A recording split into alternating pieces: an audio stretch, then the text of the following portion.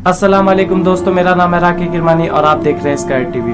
दोस्तों, आज की इस वीडियो में हम बात करने वाले हैं अजान के मसाइल के बारे में। अजान के मसाइल में काफ़ी ज़्यादा ऐसी बातें हैं जिसमें हमारा कन्फ्यूज़न रहता है, तो आइए इस बारे में बात करते हैं। अजान के मसाइल में पहला मसला जो आता है कि क्या हम काम काज को कर सकते हैं अजान के होते वक्त। तो अजान के होते टाइम हम किसी भी काम काज को कर सकते हैं और हम बैतुल खला भी जा सकते हैं और कारोबार के काम को भी कर सकते हैं। यहाँ तक कि हम कुरान भी पढ़ सकते हैं, नमाज भी पढ़ सकते हैं और वुजू भी कर सकते हैं। हाँ, बस सलाम नहीं कर सकते हैं। दूसरा मसला जो आता है अजान की दुआ में। अजान की दुआ जो हमने सीख रखी है, अल्लाहुम्मा रब्बा हाज़िहि दावती तामती व सलातिल कायमती आति मुहम्मद निल वसीलत वल फजीलत व दरजत रफीअत व बास मकाम महमूद निल्लज़ी वअदतहु वरज़ुक़ना शफ़ाअतहु यौमल क़ियामति इन्नका ला तुख़्लिफ़ुल मिआद। बिस्मिल्लाहिर रहमानिर रहीम। तो ये जो दुआ हमने सीख रखी है, ये इसमें कई सारी कुछ चीज़ों का इजाफा किया गया है। बुखारी से साबित है, हदीस नंबर 614, वो है अल्लाहुम्मा रब्बा हाज़िहि दावती तामती व सलातिल कायमती आति मुहम्मद निल वसीलत वल फजीलत व बासु मकाम महमूद निल्लज़ी वअदतहु। सिर्फ यहाँ तक। अगला मसला जो आता है वो है अजान मस्जिद के अंदर देना।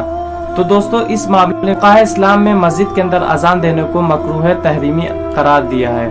इसको शिद्दत से मना किया है क्योंकि अजान ऐलान करने के लिए होती है और इसका बाहर से होना ही जरूरी है। दोस्तों, अगला मसला जो आता है बच्चे के कान में अजान देना। कभी कभी बच्चे के राइट साइड में कान में अजान दी जाती है, कभी लेफ्ट साइड में अजान दी जाती है और कभी दोनों कान में भी अजान दी जाती है। तो इस बारे में हम श्योर होते हैं। तो इस बारे में इजमा है। इजमा का मतलब ये कि इसमें सारे के सारे लोगों का यही कहना है कि अजान बच्चे के कान में दी जाती है, तो इसमें फिर दलील की जरूरत नहीं पड़ती। तो बच्चे के कान में पैदाइश के बाद अजान दी जाती है, ये बात तो श्योर है। और अजान की रिवायत शवाहिद की बिना पर हसन दर्जे तक पहुंचती है क्योंकि इसमें कई सारी ज़ईफ रिवायतें मिलती हैं, तो ये रिवायत जो है हसन दर्जे तक पहुंचती है। इसकी जो दलील है हदीस नंबर 1514 जामे तिरमिज़ी में मिलती है। अब ये बात आती है कि किस कान में अजान दी जाए। तो इसमें भी ये इजमा है कि राइट साइड में ही कान में अजान दी जाए क्योंकि नबी करीम सल्लल्लाहु अलैहि वसल्लम जब भी किसी अच्छे काम की शुरुआत करते थे वो तो उसकी इब्तिदा दाई तरफ से करते थे। एक मसला जो आता है अजान बगैर वजू के देना।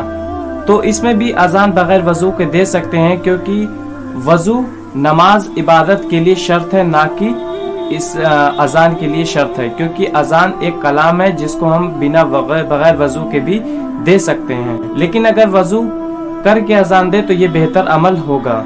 एक मसला जो आता है कि जो औरतें होती हैं वो अजान के वक्त दुपट्टे को सर पर रखती हैं, तो क्या ऐसा करना जरूरी है या नहीं जरूरी है। अजान के वक्त दुपट्टा का सर पे रखना शरीयतन जरूरी नहीं है और अगर सर को ढके तो ये अदब की बात होगी, बल्कि अजान के अलावा नामहरम से पर्दा करना शरई हुक्म है।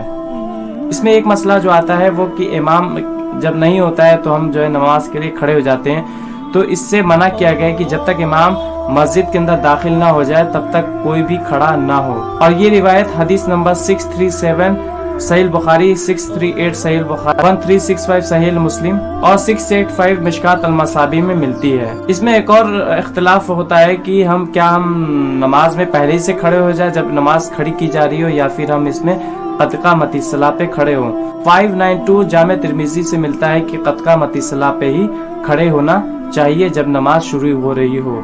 इमाम मालिक रहमतुल्लाह अलैह ने लिखा है, मेरे ख्याल से इस मामले में कोई सख्ती नहीं है। जो जल्दी खड़ा हो सकता है वो जल्दी खड़ा हो जाए और जो लेट खड़ा हो सकता है वो लेट खड़ा हो जाए, मगर अक्सर का कौल यही है कि क़दका मती सलाह पे ही खड़े हुआ जाए। एक मसला इसमें आता है कि अजान में अस्सलातु खैरुम मिनन नौम के जो अल्फाज है वो हजरत उमर बिन खत्ताब रज़ियल्लाहु ताला अन्हु ने तालीम फरमाए हैं। तो हदीस नंबर 634 और 648 अल-नसाई के मुताबिक ये बात मालूम होती है कि ये अल्फाज क़दका मती सलाह के अल्फाज नबी करीम सल्लल्लाहु अलैहि वसल्लम ने खुद तालीम फरमाए हैं और ये अल्फाज हजरत उमर बिन खत्ताब रज़ियल्लाहु ताला अन्हु के तालीम फरमाए हुए नहीं हैं। और इसी रिवायत से भी मालूम होता है कि क़दका मती सलाह के अल्फाज भी नबी करीम सल्लल्लाहु अलैहि वसल्लम ने तालीम फरमाए हैं। इसमें एक मसला जो आता है अजान से पहले और अजान के बाद में दरूद शरीफ का पढ़ना। तो अजान से पहले पढ़ने की कोई रिवायत नहीं मिलती है, लेकिन अजान के बाद पढ़ने का हुक्म सहीह मुस्लिम में मिलता है। तो और जो लोग अजान से पहले पढ़ते हैं और ये कहते हैं कि कसरत से पढ़ने का हुक्म दिया गया है दरूद शरीफ को।